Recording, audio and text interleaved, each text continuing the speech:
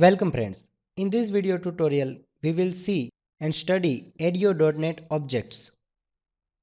Ado.net includes many objects you can use to work with data. These sections introduce some of the primary objects you will use. Over the course of this tutorial, you will be exposed to many more Ado.net objects from the perspective of how they are used in particular tutorial. So let's see various objects of Ado.net. First is the SqlConnection Object. To interact with the database, you must have a connection to it. The connection helps identify the database server, the database name, username, password and other parameters that are required for connection to the database. A connection object is used by a command object, so they will know which database to execute the command on. Now let's see SqlCommand Object.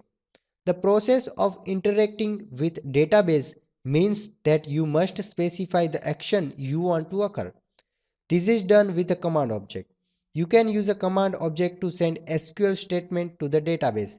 A command object uses a SqlConnection object to figure out which database to communicate with. Now let's see SQL Data Reader Object. Many data operations require that you only get a stream of data for a reading. The data reader object allows you to obtain the result of select statement from a command object. For a performance reason, the data written from data reader is a fast forward only. This means that you can only pull the data from the stream in a sequential manner. This is good for speed. So this is about SQL Data Reader Object. Now let's see DataSet Object. Dataset objects are in-memory representation of data.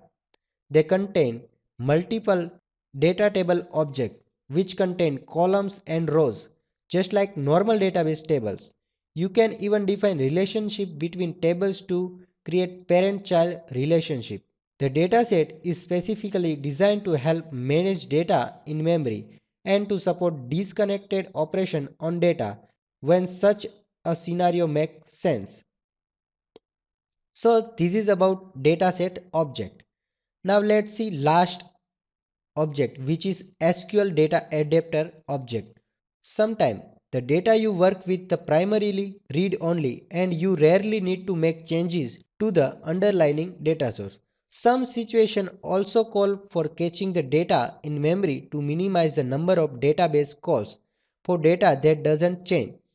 The data adapter makes it easy for you to accomplish these things by helping to manage data in disconnected mode.